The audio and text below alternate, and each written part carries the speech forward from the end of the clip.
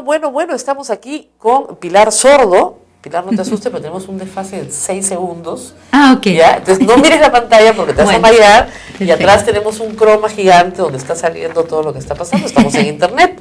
Estamos con Pilar Sordo. Qué magia todo esto, ¿no? Qué magia, ¿no? Sí, yo me quedé en el fax. Claro, una cosa chiquitita y de repente estamos así en la pantalla de los celulares. Redondo, lleno de imágenes, como Así locura. Bueno, Pilar, yo quisiera empezar, creo que por el principio, porque hay gente que no sabe muy bien quién eres. Yo te conozco porque he recibido durante mucho tiempo links que me mandaba gente. Como tengo 5 hijos, todos consideraban que tu aporte era invalorable en mi formación de madre. Entonces me mandaban links y mira, tienes que escuchar a esta chilena que dice un montón de cosas que son verdad y qué fuerte las dice, ¿no? ¿Qué estudiaste? ¿Cuál es tu especialidad?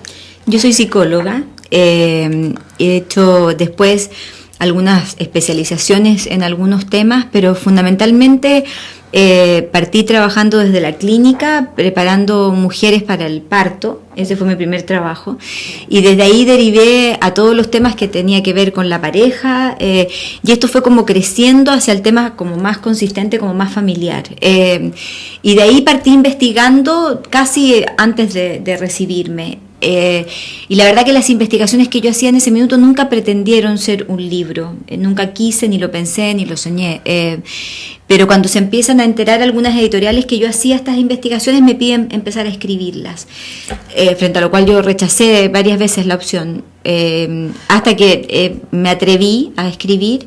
Y bueno, ya van 5 libros. Ahora, son libros de divulgación, o sea, no son libros académicos, ¿no es cierto? Son libros para padre de familia, para sí, las investigaciones, mi gran desafío con las investigaciones que realizo es bajarlas a un nivel que sean entendidas por todo el mundo. Y creo que ese es tu gran éxito, porque yo creo que sí. No todo el mundo tiene el don de la palabra, y Pilar Sordo lo tiene, que eso es una gran ventaja para un comunicador, porque tienes el contenido, pero también tienes la forma. Entonces, no basta con tener el contenido. Hay gente maravillosa, eso es lo que tú conoces también, pero que pobre, no puede comunicarlo, ¿no? Entonces, sí, yo he ido descubriendo con el tiempo que a la gente le gustaba como yo comunicaba las investigaciones, y que esto de tener como un lenguaje sencillo y además incorporar el humor dentro de las conferencias era algo que se agradecía muchísimo, y por lo tanto a partir de ahí esto se empieza como a retroalimentar por sí solo hasta que al final se consolida en un trabajo profesional donde gracias a Dios los 5 libros que he escrito ya son bestseller y por lo tanto ahora, se acepta el cariño. ¿Todavía tienes tiempo, porque me imagino con todas las giras internacionales, todavía tienes tiempo de tener consulta o ya no? Ya no. Ya no. Pero probablemente el próximo año lo retome, porque yo... Tienes que nutrirte, ¿no? Yo igual sigo haciendo talleres en distintos lados como para tener información y ir teniendo como un pulso social importante, pero que el próximo año probablemente viaje menos, lo deje para mes por medio en vez de todos los meses como lo hago hoy día, que son 12 días del mes todos los meses. Claro. ¿Cuántos hijos tienes? 2, un hombre de 22 y una mujer de 19. Ah, ya. Ya pasaste lo peor. No crean. No, pero todas las etapas son hermosas de los niños, y la verdad que tengo la fortuna de tener 2 hijos muy generosos también, y que han crecido con esta madre loca que ha peregrinado por Hispanoamérica todo el tiempo, y que crecieron tomando notas de las investigaciones, contándome los datos, haciéndome 25.000 ayudas. Así que ¿cuántos años tienes de consultorio? ¿Qué sé yo? 20 años de consultorio, fácil, más, deben ser como 28. Claro, y de ahí salen las anécdotas, obviamente con la ética del caso, pero de ahí salen siempre con autorización. Claro, y siempre hay la cosa fina que tiene tu interlocución de, miren, este chico que le contesta a la madre tal cosa, y eso es muy de la práctica cotidiana. Si no tienes eso es bien difícil. Sí, además que la otra cosa que ayuda es que como las investigaciones las hago yo, me las financio yo, me demoro muchos años en hacerlas por lo mismo, tengo yo las historias con las personas con las cuales he trabajado, no es que me las cuenten, claro. Entonces son mis experiencias personales con chicos o con adultos, dependiendo cuál sea la investigación a tocar, digamos, pero la verdad que eso permite que tengan muy vívidas las caritas, los rostros, las personas que me han ayudado en los estudios. Entonces cuando las transfiero dentro de una conferencia se aprecia la credibilidad en la medida de cómo es contada la historia. Bueno, una cosa que creo que te he escuchado decir a ti, que es muy divertida, es el problema no es el chico. El problema del chico está bien, el problema son sus padres. Absolutamente. El problema son sus padres. O sea, los padres van a la consulta, dan al chico, termina la consulta, los padres pasan y le dicen, miren, su hijo no tiene ningún problema, el problema son ustedes dos. Exactamente, que no saben colocar los límites, que no establecen las normas que tienen que establecer para que ese chico se sienta seguro, o que no expresan afectos como tienen que expresar, que están sintiendo que ser buenos padres es comprar un sinfín de cosas que los chicos no necesitan, que todo se les hace tan fácil a los niños hoy y se les coloca tan pocas, entre comillas, dificultades reales de la vida para que puedan aprender.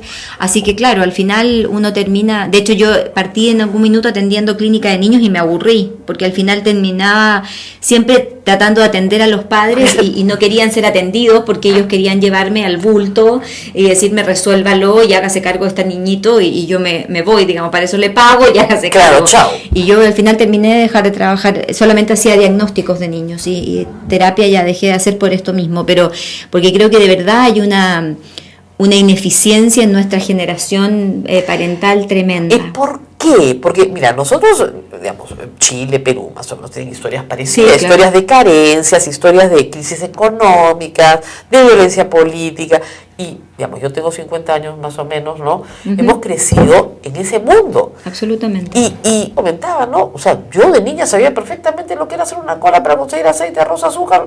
Mis hijos no tienen la más remota idea. Sí, yo creo que lo que nos pasó es que nosotros tenemos dos frases como generación que nos han hecho como mucho daño. Una es que yo quiero que mis hijos tengan lo que yo no tuve. Y eso la verdad que aunque yo me meta en la heladera va a ocurrir igual, porque mis hijos, yo crecí sin televisión, crecí sin computadora, sí, por supuesto sin celulares, por lo tanto hoy día mis hijos sin hervidor de agua, la máquina para lavar creo que llegó cuando yo era más grande, sí. Por lo tanto mis hijos, aunque yo no haga nada, van a tener lo que yo no tuve. Sí, otras cosas. Y eso está, digamos, forma parte. Y lo otro es la frase de que yo no quiero que mis hijos pasen lo que yo pasé.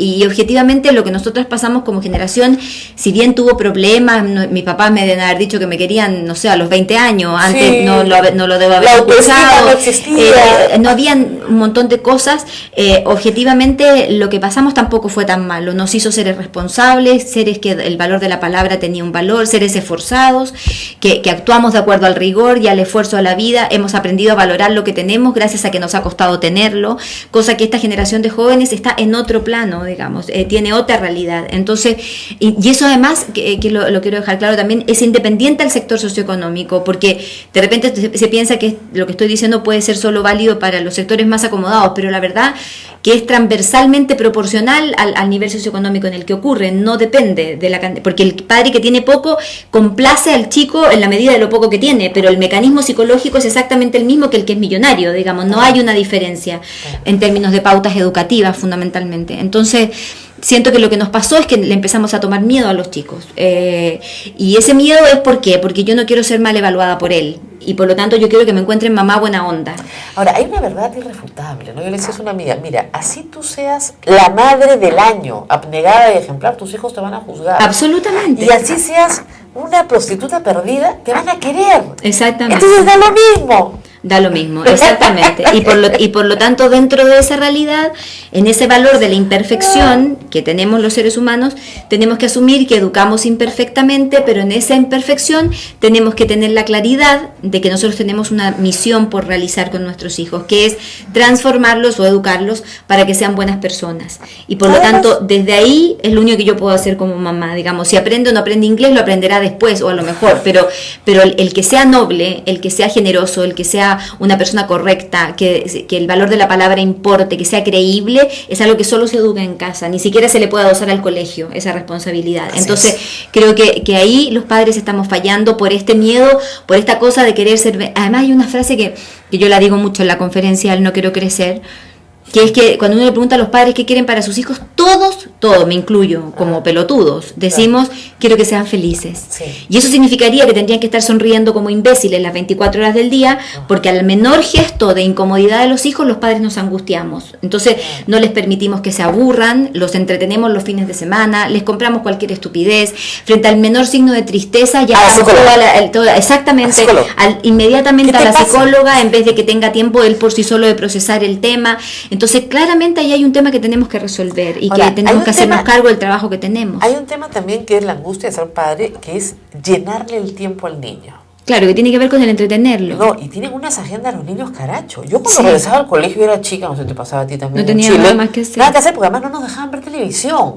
Estaba prohibido en mi casa. En mi casa también. Entonces, había libros. Entonces, mi mamá me decía, y yo le digo eso a mis hijas, por eso solo los tontos se aburren, tú eres inteligente. Estoy aburrida, solo los tontos se aburren, tú eres inteligente. No tienes por qué aburrirte. Ya está, resuelto el problema. Y no había teníamos que ir, no a la terapia, a la charla, a la profesora, a la clase de música, al tenis. No había eso. No, los chicos se pasan en el carro yendo y viniendo, unas agendas aterradoras. Sí. Vienen las vacaciones de verano y olvídate. Pero la madre dice, por otro lado, ¿y qué me hago con el chico metido todo el día en la casa? Pegado a la computadora el día entero. Casi añoramos que vuelvan al colegio. Claro, Sí, todo el porque día. como no sabemos qué hacer con ellos adentro. Pegado en la computadora ese chico, eso es un desastre. Así es. Los vuelve tarados la computadora. Por eso que los padres tenemos que aprender a hacernos cargo, a regular el tema de la tecnología, a entender que a los primeros que nos comió la cabeza es a nosotros, a los adultos. Sí, Y somos nosotros los que tenemos la computadora prendida, el televisor prendido, el celular en la mesa. Somos nosotros los que postergamos una conversación con nuestros hijos porque alguien nos llamó por teléfono. Somos nosotros los que volvemos a casa si el celular se nos queda.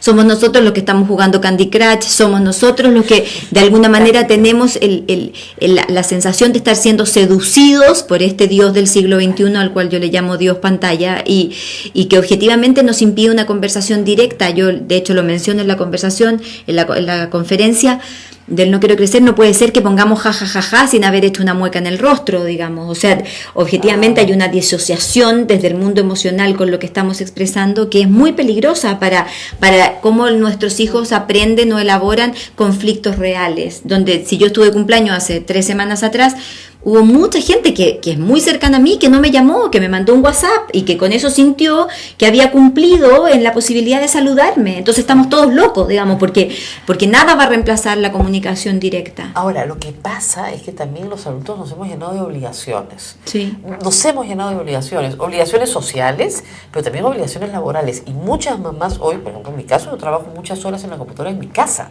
Porque me es más fácil, además. O sea, salgo acá. A mí también me pasa lo mismo. Claro, entonces, ¿qué pasa? Viene el niño y te dice, te tienes que decir, un momentito, estoy en mi horario de trabajo, ahora no te puedo atender. Y eso es atroz, porque el niño quiere y tiene demandas, y ese es otro problema que yo veo mucho. Esta es una generación aquí y ahora. Sí, muy demandante y Me exigente. tienes que, ahora, mami, necesito hoy, ¿no es cierto?, para el trabajo, no sé, pues, de ciencias, todo. Sí. Entonces consígueme 2 pilas de bario, entonces tú miras, este chiquito se volvió loco. Pero pasa mucho que hay aquí y ahora, y los adultos somos así, también todos queremos aquí y ahora, nadie quiere hacer Sí, una prueba, nadie quiere hacer nada. el tema de la impaciencia o del poco cultivo de la voluntad como arma de Claro. templanza se ha ido perdiendo, y esa rigurosidad que se tenía cuando uno comía en la playa y uno tenía que esperar 2 horas para volverse a meter al agua porque si no te podía venir un calambre Y te ibas a morir. y te ibas a morir. Entonces, toda esa cosa que hoy día probablemente no tendrá ningún aval científico, efectivamente produce la sensación de sentir que estamos perdidos en dónde está el centro de la educación. Y yo creo que en eso la investigación del No Quiero Crecer da un sinfín de respuestas que a mí me clarificaron muchas cosas dentro de cómo los padres podemos corregir lo que hacemos mal o por ahí también Sí, reforzar porque lo No que Quiero hacemos Crecer bien. termina en que tu hijo, graduado universitario de 25 años, vive en tu casa y no quiere trabajar.